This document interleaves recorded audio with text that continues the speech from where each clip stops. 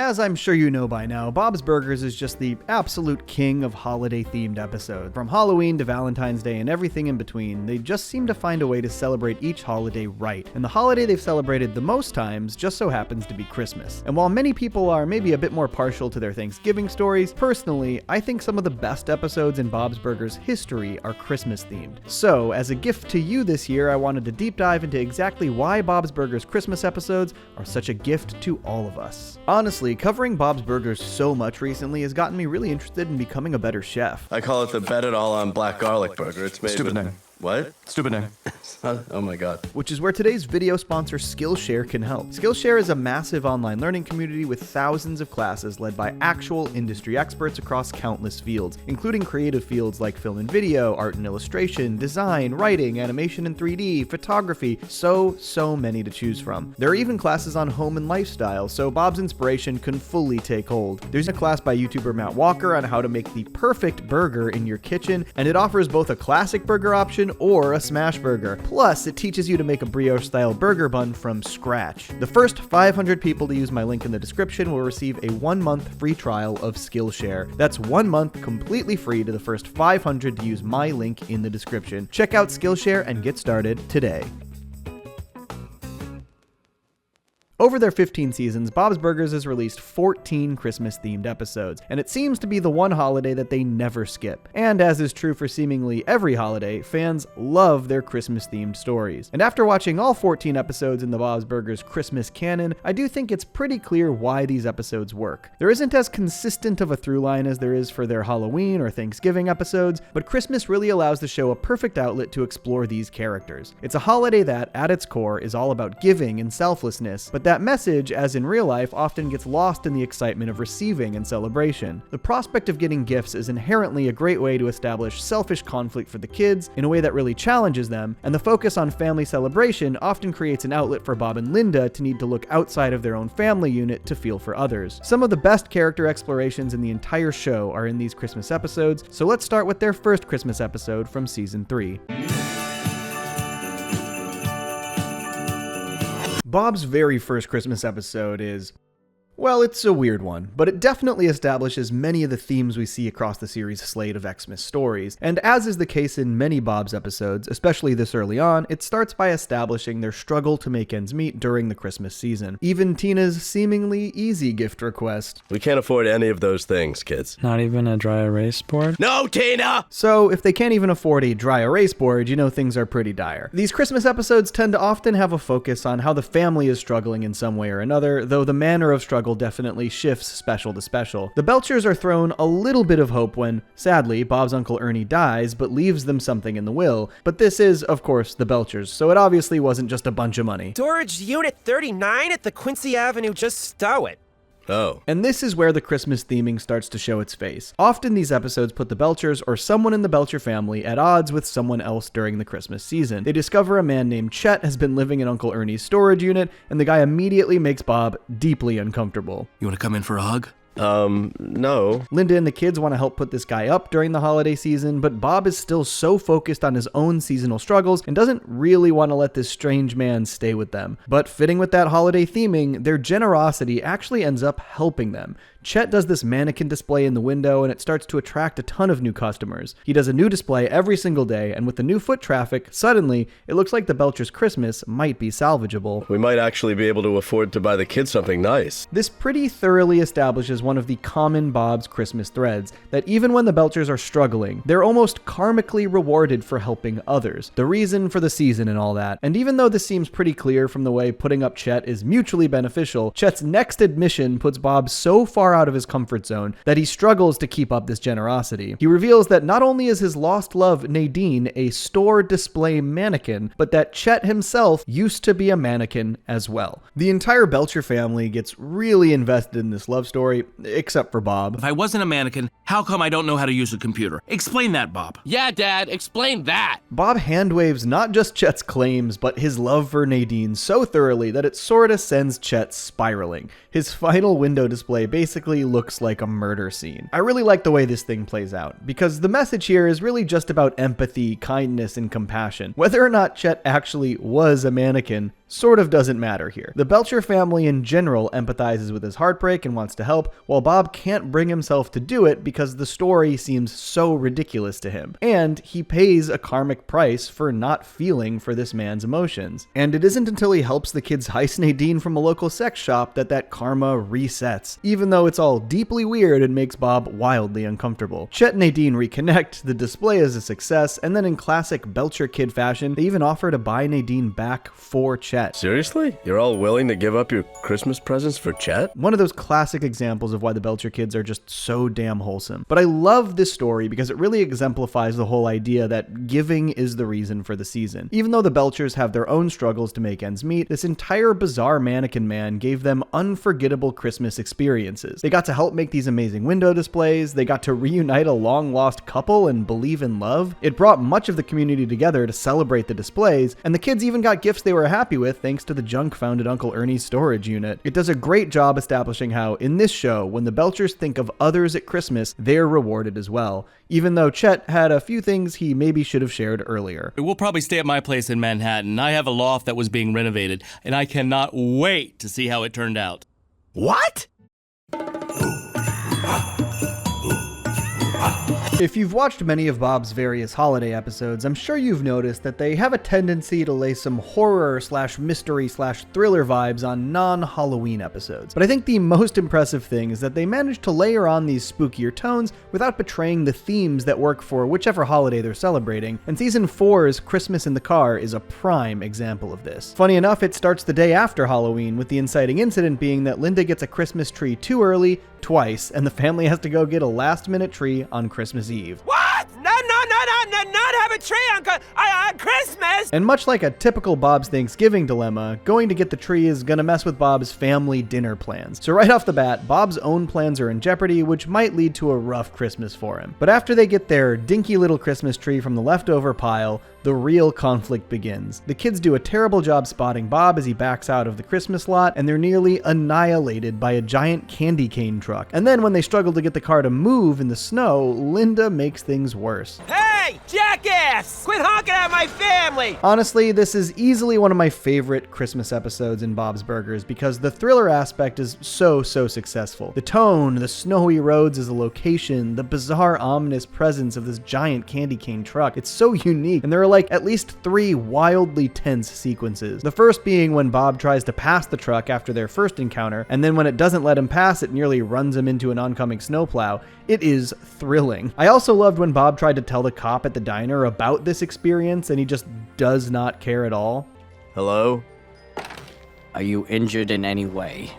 This episode basically has Bob out doing something he doesn't want to do, while something important to him is cooking back home, and nobody seems to be bothered at all about what he feels is an unreasonably insane experience. One that continues to get more insane with those other 2 tense sequences, the first being this bridge standoff with the truck, and the next being immediately after this when they hide their car in the trees, and the truck slowly stalks through trying to find them. It's so funny that they managed to make this giant truck driving slowly in this creepy stalking way so damn menacing. But I think the ultimate payoff of the episode has got to be not just one of my favorite comedic climaxes, but one of my favorite emotional and thematic climaxes as well. Bob has basically spent his entire Christmas Eve in his worst nightmare, and yet when this candy cane truck driver shows himself and tries to fight Bob, he kind of realizes he doesn't have it so bad. I'm about to bang your ass and you're asking me for help? Bang my ass? This is one of my favorite Christmas episode endings for sure. Bob feels so bad for this little guy that rather than escalate the conflict, he kind of just decides to throw him a bone. This dude has all this pent-up frustration and rage for being forced to drive in a candy cane on Christmas, and so Bob is just gonna let him punch him in the stomach. I think this guy's having a worse Christmas than us. He seems like he really needs this. I think this hits those Bob's Burgers Christmas themes really well. The entire time, Bob was feeling bad for himself and worried about his own Christmas, and he only realized he was taking that energy out on other people when he was confronted by someone who was doing the same thing. And he realizes that he at least gets to spend his holiday with his family, even if they're driving him a little bit crazy. And even though it's the entire reason they went out, they decide to give this guy their Christmas tree. Also a Dutch baby from the diner. This is really good. You can't even taste the baby. This is just a great Christmas episode. I'm definitely partial to when they go the horror route, but they do it without sacrificing the thematic resonance of their Christmas stories. What seems like an awful experience turns into a lesson about appreciating what you have and the people in your life. It's a top-tier Bob's Christmas episode.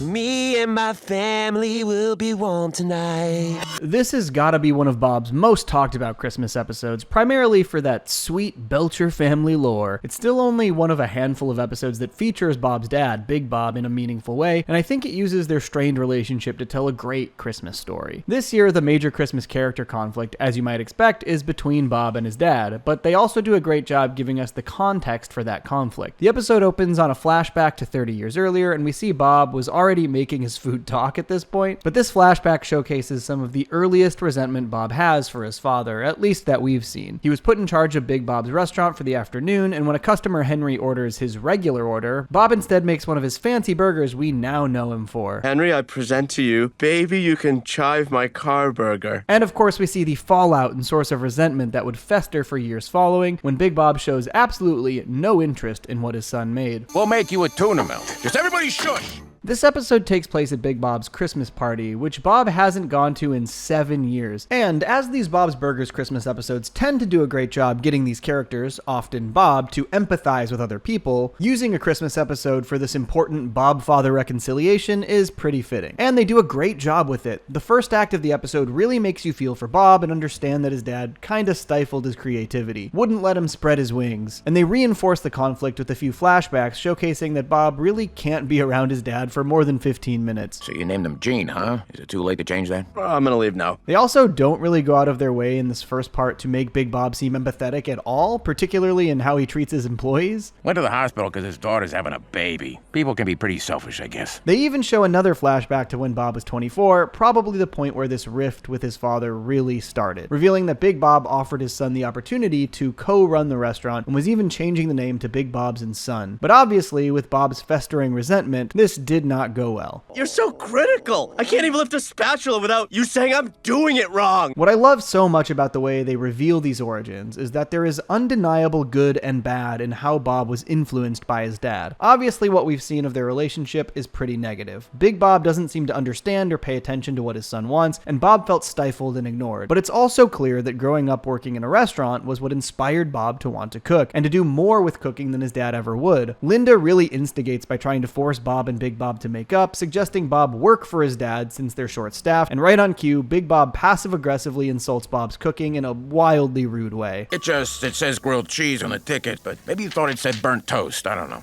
Oh my god. Bob ends up challenging his dad and making that burger for Henry that he didn't get a chance to serve him 30 years earlier, and in a momentarily satisfying victory, Henry tries it and loves it. But I think the real impressive thing about this episode is that they really show it off initially from Bob's perspective, putting you pretty firmly on his side. But then, over the course of the episode, they reveal more and more about Big Bob that, while not making you switch teams, does make you understand and empathize with him a little bit more. During the flashback where Big Bob offers Bob the partnership, you fully understand why Bob turns it down, but you also see that, to Big Bob, this wasn't an empty gesture. It was a big deal. And after losing his wife, he made that gesture to keep his son close to him, and then, in a way, he lost his son as well. And that was obviously in no small part due to his own stubbornness, but it's still pretty sad. And now, all these years later, his diner is really all he has. And for his regular customer to prefer the baby you can chive my car burger over the usual order he's gotten for 30 plus years, it means more than just a meal to Big Bob. I think what I really love most about this story is that it makes you empathize with a character who, until the point where you actually feel for him, is pretty hateable. And yet, when the moment comes, you get it. He's an old, stubborn guy who has become bitter because of decades-old heartbreak and loss, and his son actually coming around and understanding how hard it must have been for him is kind of the best gift he could have received. And Bob, in turn, learns that though his dad was hurt, he was always proud of him, even keeping his first newspaper review of Bob's Burgers. It was tough without your mom around.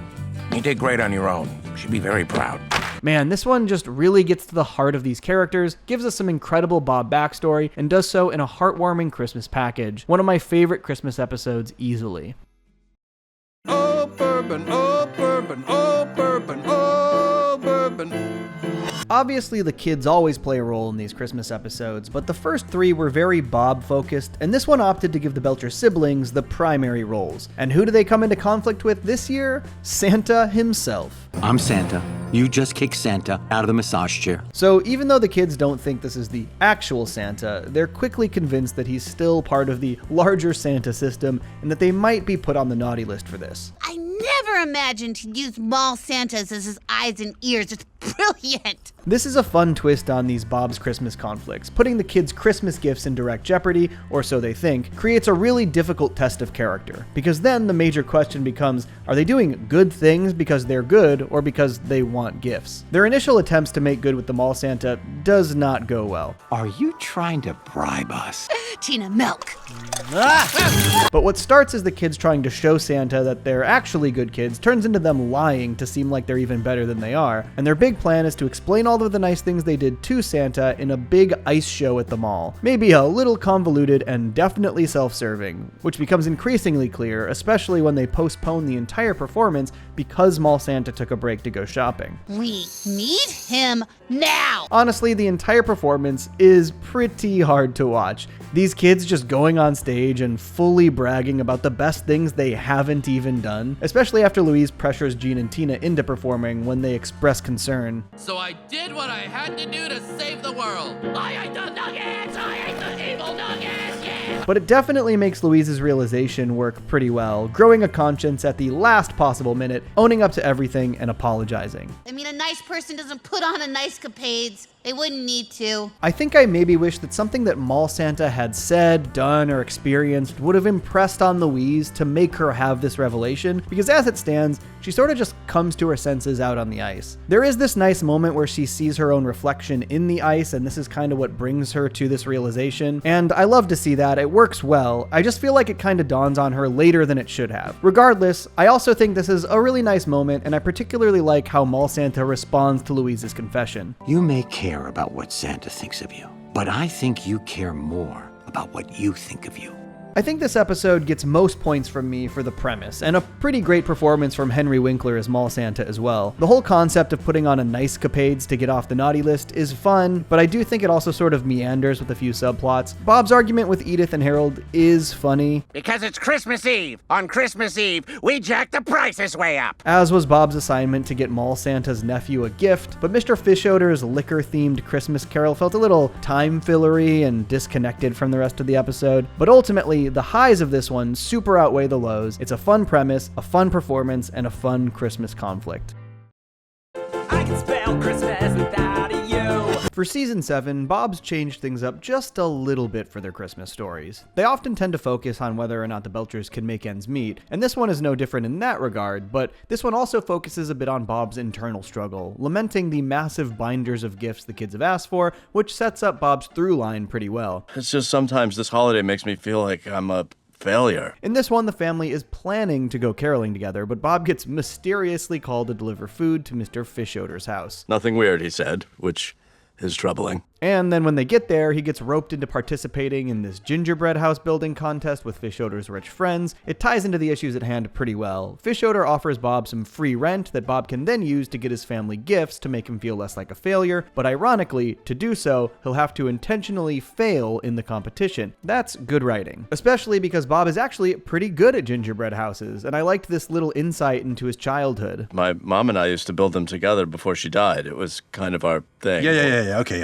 However, two things happen. Mr. Fischoder continues to be a real asshole to Bob, and Bob learns that the prize is a chance to cuddle an albino polar bear that his kids have been obsessing over. Kids love baby animals. I don't think that's right. But they do. Which sets the stage for Bob to really achieve all of his goals here, to give his kids an amazing Christmas gift and decidedly not be a failure in this competition, as long as he wins. It's a great setup and dilemma for Bob. I'm gonna try to win this thing. My kids would love that polar bear cuddle. And also just such a fun setting and tone for a Christmas episode. Secret society stuff is really fun, and even more fun when they're doing something super silly like building gingerbread houses. Like, why do you need a secret society for that? That's great stuff. The subplot of the episode is that aforementioned caroling, and it does not go particularly well for the rest of the Belchers and Teddy. They just completely fail to spread Christmas cheer in the way they'd hoped, until they decide to go to the creepiest house on the street as a last-ditch effort, another classic example of Bob's layering a horror-y moment into another holiday. But as it turns out, the hermit in the creepy house with the sheets over its windows was exactly the guy who needed the most Christmas cheer, even if he came off wildly creepy at first. Why don't you come a little closer so I can hear you better? This episode really hits in the climax as the creepy guy starts to sing absolutely beautifully, just as the gingerbread competition hits a breaking point, giving us this awesome slow motion scene where all of the rich guys shoot each other's gingerbread houses under this man's incredible singing voice. It is a great sequence. The family gets the cocoa they wanted while caroling, Bob's house is the least destroyed so he wins the competition, and the kids get this amazing experience with this polar bear cub. This is just a very solid Bob-focused Christmas episode, one where Bob really gets to use his skills to win a competition, a great way to quell his own fears about being a failure, achieving specific skill-based success that directly solves the thing that made him feel like a failure in the first place. This is another strong Bob's Christmas story. Twinkly lights, that's what makes Christmas bright. For Season 8, Bob's Burgers opted for a supersized 2-part Christmas special called The Bleakening, and these things are doing a lot. Honestly, maybe too much. This one is a musical with like 4 or 5 musical sequences across the 2 episodes, and it also throws both a detective-y mystery plot in the mix with a horror-y Christmas cryptid called The Bleakin. And in some ways, these stories do weave together reasonably well, but in others, it feels a tiny bit overstuffed. I think the thing that works best is this is the first to start to lean a little bit more into Linda's obsessive Christmas behavior. The inciting incident is that she has a dream that inspires her to hold an impromptu Christmas party at the restaurant, and her haphazard preparation for the quick party includes cutting off the top of their Christmas tree and putting it downstairs, which is what really sets the story off. And my little tree looks so good. Oh my god! The way this first episode is structured, it basically uses the party to showcase who will become the list of suspects for Linda and Bob's investigation, which leads to a crosstown interrogation of all the guests, and also yields no successful results. I do think that the fact that this is a 2-parter allowed them to set up the kids' subplot and tie it into the missing tree plot pretty effectively for part 2, and it's mostly about the titular Bleakening. The bleakin is a horned creature with lizard skin and black feathers who comes every once in a while. So while Bob and Linda try to track down the thief, the kids spiral about a possible monster that's going to steal their presents. These aspects of the setup work pretty damn well for me, and if I'm being honest, the one thing I don't love in this 2-parter are the songs, which is surprising because Bob's has so many great songs, and it's not even that I dislike the songs themselves, it's more that I'm so invested in the mystery and the bleak and cryptid concerns from the kids that it feels jarring every time they shift into the musical sequences. I keep forgetting that it was a musical episode because that wasn't the thing about the episode that hooked me, but overall, it is a fun setup. It sets up stakes for Linda since her favorite ornaments from the kids were on that stolen tree, it sets up stakes for the kids since they think the Bleakin is responsible and is going to steal their presents, and part 1 ends on this incredible shot, with this beautifully framed shot out the window showing the kids walking next to the topless Christmas tree. But I think the real success of these episodes is in part 2, in Linda's story. For the most part, the suspense and lead up to the big climax works well in terms of mood and tone, but not all that much happens. The kids discover more clues that seem like they're leading to the Bleakin. Bob and Linda try to track them down. There's a wily coyote mural on a wall that leads to a creepy staircase that goes seemingly nowhere. It's like a fun series of mysteries without a ton of substance. But it didn't lead to the Bleakin's lair, as you might have suspected. It all leads to a secret underground Christmas rave, set up early in part 1 when the local dance spot was shut down. But besides this just being visually a great location, I love Linda's lesson here. She is so caught up in her own expectations of Christmas that she really fails to look outside of herself. But you know what I can't get back? My Christmas spirit! Not that she was wrong to be mad that her stuff got stolen on Christmas, but the idea that she didn't really think about how or why this had happened. And when the rave goes into full swing and she sees how much magic and togetherness is in that room, she understands. I thought Christmas gave up on me, but But maybe I gave up on Christmas. Linda even called the cops before coming to her senses and realized that because she felt her Christmas was ruined, she nearly ruined everybody else's Christmas. Which leads to a pretty funny sequence where Bob, dressed as the Bleakin, who turned out to be a raver in costume by the way, distracts the cops and lets the party continue. I am overall a bit mixed on this two-parter. I wasn't all that invested in the musical aspect outside of maybe the final song at the rave. And honestly, the reveal of who stole the Christmas stuff was pretty underwhelming. The explanation that it was all stolen for the rave works great. The idea that it was this guy Art, a guy that they had already specifically interrogated without any real prior hints as to how or why he had pulled it off, made for a sort of unsatisfying answer to that part of the mystery. But there are many things I undeniably love. The second part in particular has such a great mood and a resolution that is really fun. It's a wildly heartwarming episode for Linda as a character. Overall, a fun couple of Christmas episodes. Snowballs and sledding and snowballs. Better Off Sled is a pretty fun episode, but I will say it feels the least Christmassy out of any of the Bob's Burgers Christmas episodes, at least to me. But the premise is great for a kid-centric storyline. After a record-breaking snowstorm covers the town in snow, the Belchers and friends go to the park to go sledding, only to find that they can't. Here's a snowball in your spleen, and a snowball in your ween.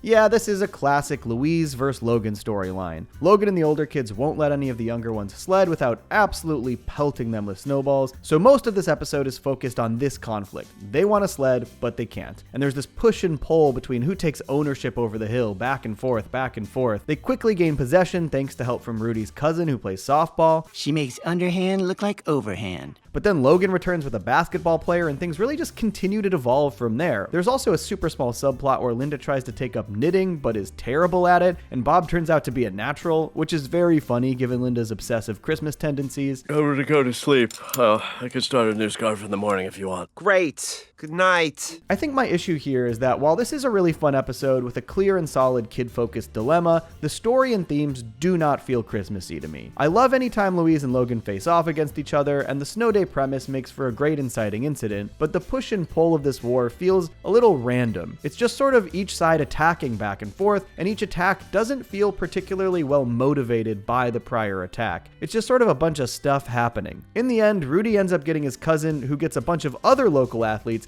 to fully pelt and drive off Logan and co. But this really just feels like it comes out of nowhere. Even Rudy's explanation, while charming, is just sort of a, oh, here's what happened off screen moment. And I saw you guys walking to the park with your sleds. I thought you were gonna get killed, so I called Mandy. I guess with everybody coming together to take on Logan, there's at least a little bit of community Christmassy vibe, but these are all new characters we don't know, so it's hard to feel much connection to any of them. The one moment that does work Christmas-wise is Louise giving Logan something he doesn't deserve, saving him from the worst snowball pelting he could ever receive. I do think this is a nice Louise/Logan moment, but it feels kind of tacked on. I don't dislike this episode by any means, but I think it's the least successful in terms of embracing the Christmas themes, and it feels like it could have done a little bit more to make the whole Snow Hill War feel more dynamic. But it's Bob's Burgers, and that means it's still pretty fun. I do love this final beat where all three Belcher kids vastly prefer Linda's janky scarf to Bob's perfectly knitted ones. You know what this means? I'm better at knitting than you. I knew it. Stick to burgers. Oh my god.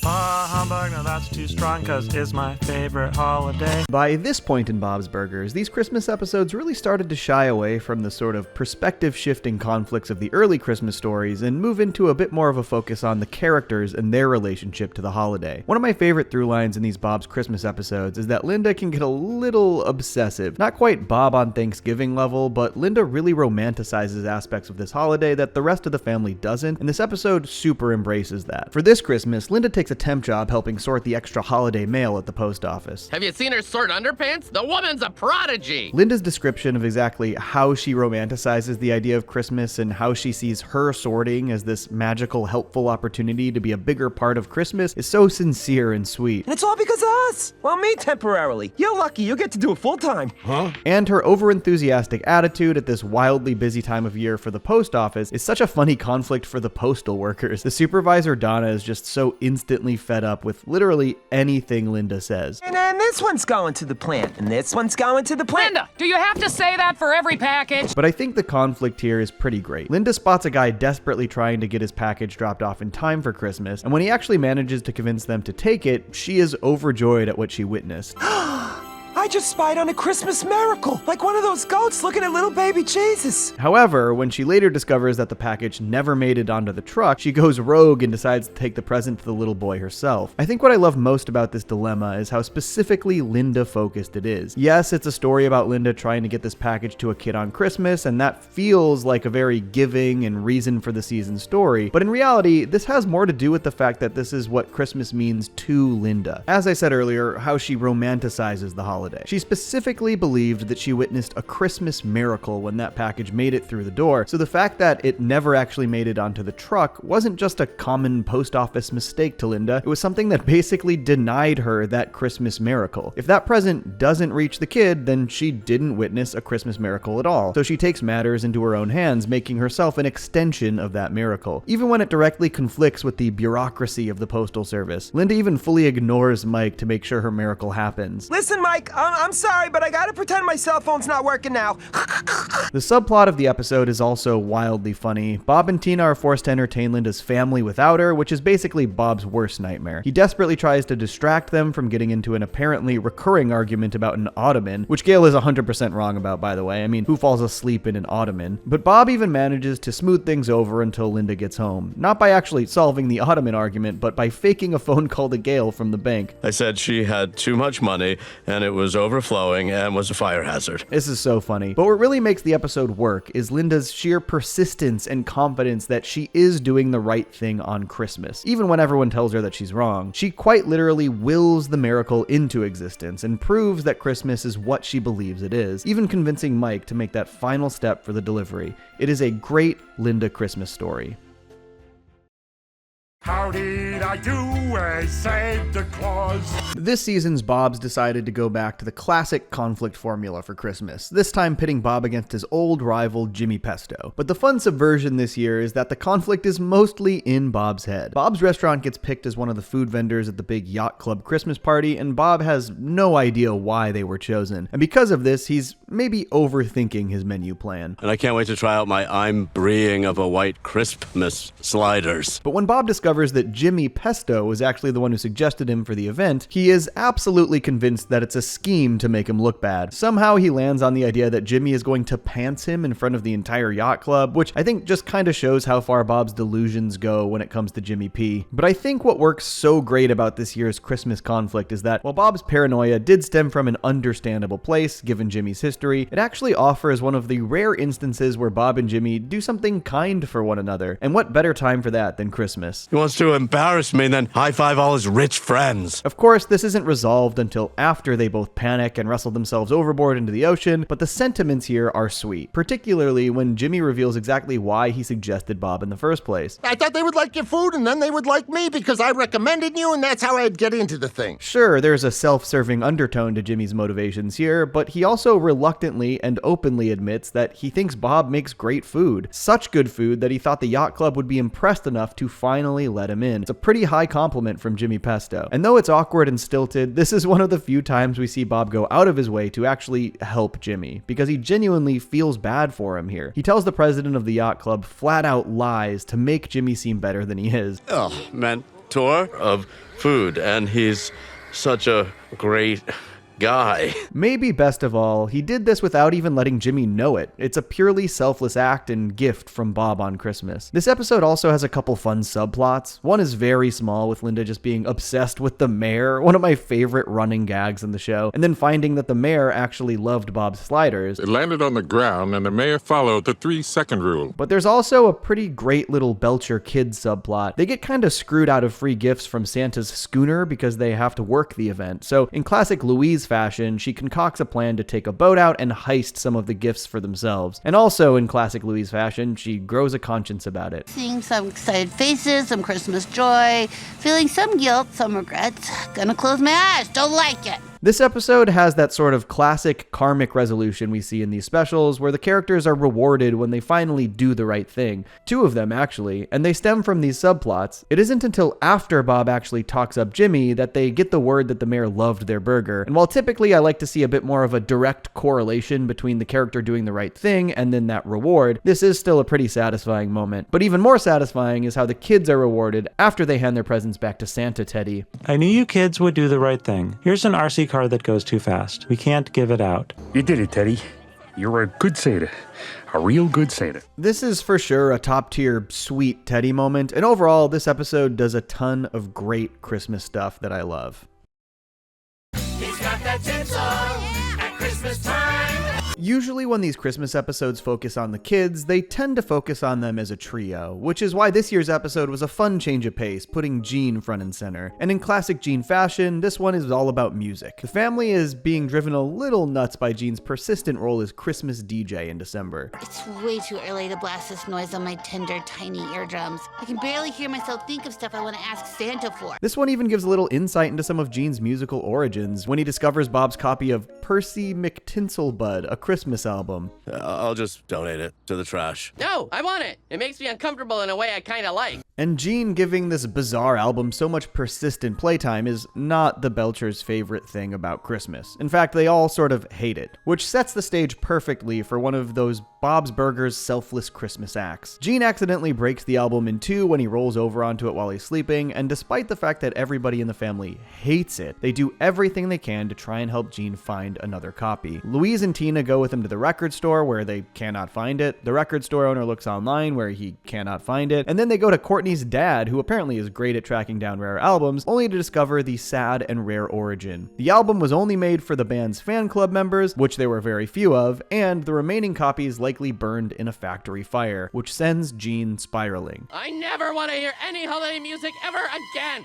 You don't mean that. This transitions into what has got to be my favorite selfless Belcher family act in the show. Even though literally every single member of the family outside of Gene literally hates that album, they recognize that what it means to Gene far outweighs their own disdain. So much so that they make an unthinkable decision. We recreate Percy McTinselbud ourselves? They literally re-record the entire album themselves from memory because they can't think of any other solution, which understandably is met with a mixed response from Gene.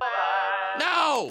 I love it. I really love this bizarre hallucinogenic scene for Gene here, where it obviously plays as this weird circumstance where Percy McTinselbud talks down Gene. The implication is really that it's how Gene is working through his own loss and recognizing the kind thing his family has done for him. Their recording is like this sad, bastardized version of something he loved, but it's not like everyone loved this album either. But maybe someday you'll give the tape to your kids, and it'll be their favorite version. I really like this specifically as a fantasy for Gene, particularly given the origins of how Gene got the record in the first place, being gifted it from his dad, who didn't even like the album himself. It's a really sweet insight into what's important to Gene and how rather than lament the loss of one of his most cherished memories, he can embrace and contribute to a new cherished memory by remixing the music they made for him.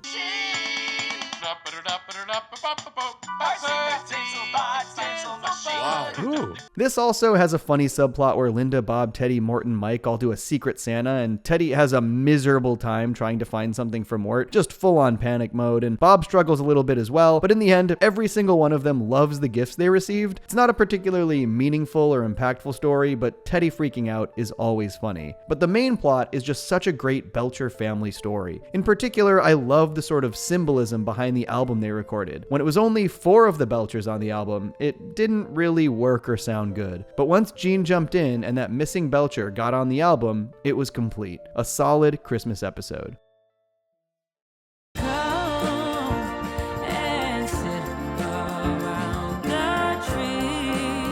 Oh man, I have been waiting to talk about the Plight before Christmas. Season 13 delivered what is probably the best Christmas episode in Bob's Burgers history, even just starting with the premise, which really highlights the best aspects of the Belchers as a family. The episode starts as the family is preparing to go to 2 separate events. Gene has a big musical recital at school, and Tina is in a Thunder Girls play. Since they're at the exact same time, Bob has to take Gene and Linda has to take Tina, and they'll each be missing the counterpart, which Linda does not take well. Cut me in half so I can go to both. I just love that the conflict here is something that is dividing this very tight-knit family. The problem is that they can't all be together. Classic Belcher and a great Christmas conflict, which gets worse when they realize that Louise also has an event that night, a poetry reading she was picked for at the library. There's gotta be a way. What time does everyone's thing start? 6. I think this sets the stage so well. Everyone is split up, and they think they've got a reasonable solution worked out. Bob and Linda record their respective events, and sadly, Louise gets left out, but she is insistent that she's just reading a joke poem about poop, so it's fine if nobody shows up. But in the middle of each of the events, Tina works out that Louise was definitely lying, and that she likely wrote a genuine poem after Tina encouraged her. I think Louise wrote a real poem for that library contest. I think she was embarrassed to admit that it might actually be important to her. I just love that this episode truly shows how far the Belchers would go for each other. Bob tries desperately to get to Louise's reading and make it back to Gene's recital so that he can catch both. Tina continually tells Linda to leave her play to go see Louise's reading. It's also got this really nice Gene subplot where the recital is a complete disaster because Miss Merkin had to get her appendix removed, which does not go well at first. I've never heard angry applause before. And then in Act 2, which Bob barely makes it back for after failing to get in to see Louise's poem, Gene has an idea to remove many of the keys from the kids' xylophones so that they're less likely to create clashing notes and tones. And I cannot express how damn incredibly all of these stories intersect. It is genuinely masterful and maybe one of the most emotionally impactful episodes of Bob's Burgers ever. Throughout the evening, they cut to Louise and see that she's sort of on the fence about reading her genuine poem or maybe doing the Louise thing and reading her poop poem and bailing. And I love this as this representation of the two sides of Louise's personality. She is definitely that chaotic kid, but she also is so genuine and has such a good heart, even when she doesn't want to admit it. This episode features just an astounding climax. Gene and his class start playing their xylophones, and it is just beautiful. But this plays under a montage of the Belchers. Linda watching Tina's play, Bob recording Gene, and Louise looking down at her two poems. Only to reveal that Tina has swapped herself out of her costume at her play and rushed to see Louise's poem herself, arriving just in time. And her arrival is what helps Louise make the decision to read the real and genuine poem, which is so beautiful. I can't see what's around the tree when I'm pawing through the presents, but when I sit back and get my present unwrapped, I look up and I see my parents. It's this incredible, reflective poem about what's important at Christmas time, that when she's sitting at the tree opening presents, it's not the gifts themselves that ultimately brought her joy, but her family, her parents, her brother, her sister. I was focusing on Santa, but the best presents are sitting here, and they aren't even wrapped up. I cannot express how perfectly Bob's Burgers this is. It's this beautiful, sentimental reaffirmation that the show is about family. It is so wholesome. But I love it even more for what it says about these characters. Obviously, the lengths they're willing to go for each other is super apparent throughout the episode, but Louise in particular is a character who doesn't like to show her sappier sentimentality, even when she really does possess it deep down. She would never have told her family to come to this poetry reading, but when Tina arrives, she knew she wanted her to hear it. And it also so beautifully illustrates how the Belchers bring the best out of each other. Tina's encouragement led Louise to write the poem, and her arrival convinced Louise to embrace her genuine side instead of her chaotic side. Honestly, this episode deserves an entire dedicated video. It's not just a perfect Christmas episode, but it's a perfect Bob's Burgers episode. Their incredible Christmas masterpiece. There's no disputing I love gluten.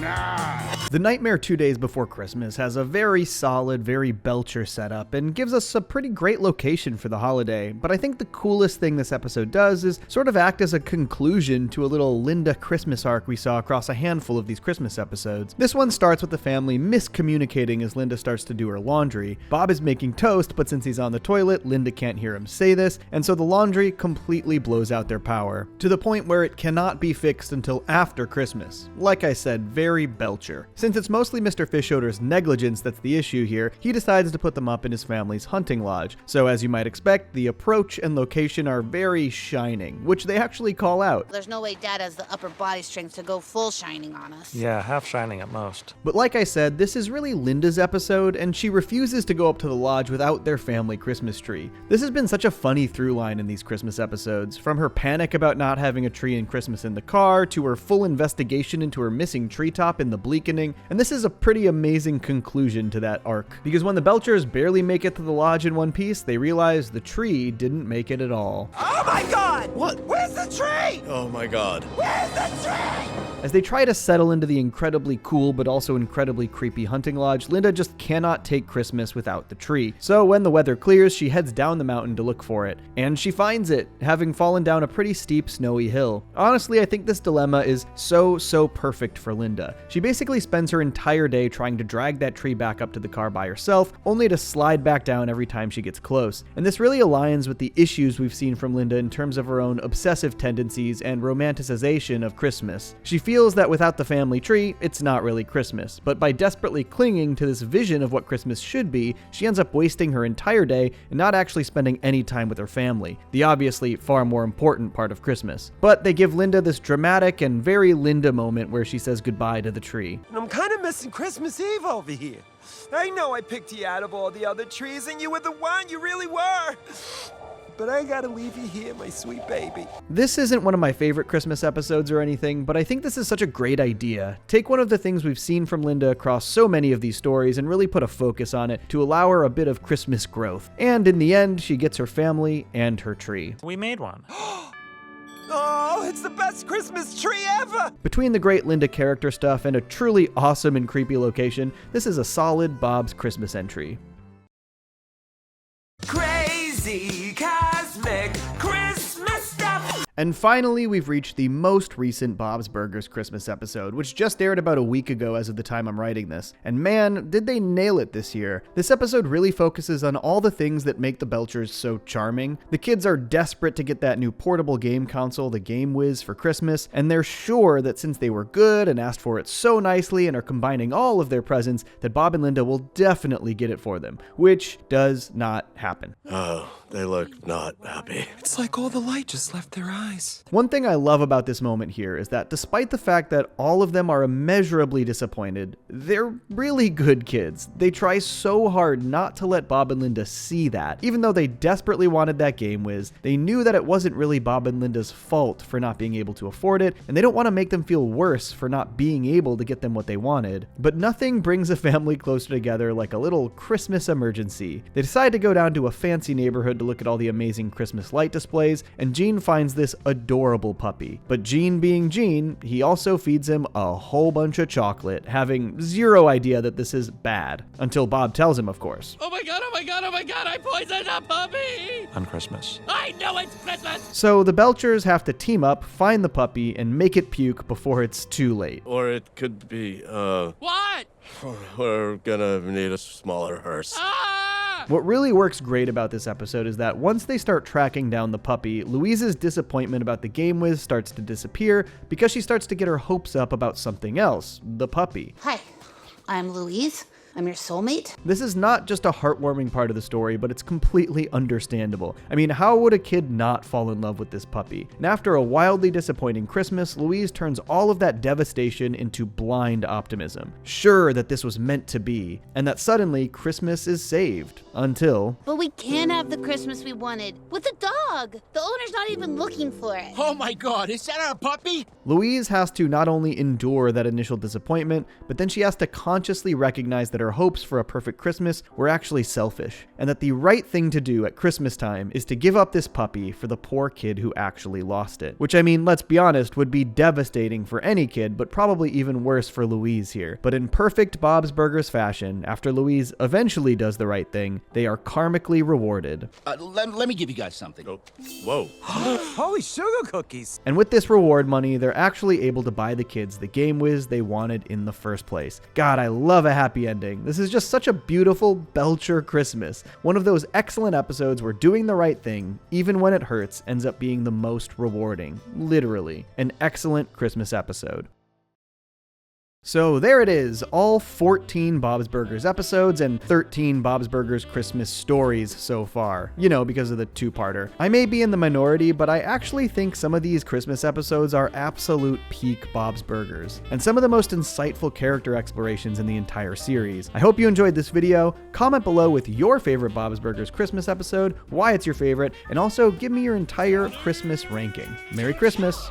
I stay mellow watching Johnny two cellos. He talks cartoon he's a really cool fellow. He keeps you posted on adult cartoons. If that's what you're into, then grab a spoon and a very big bowl of your favorite cereal. Feels like Saturday morning cartoon material.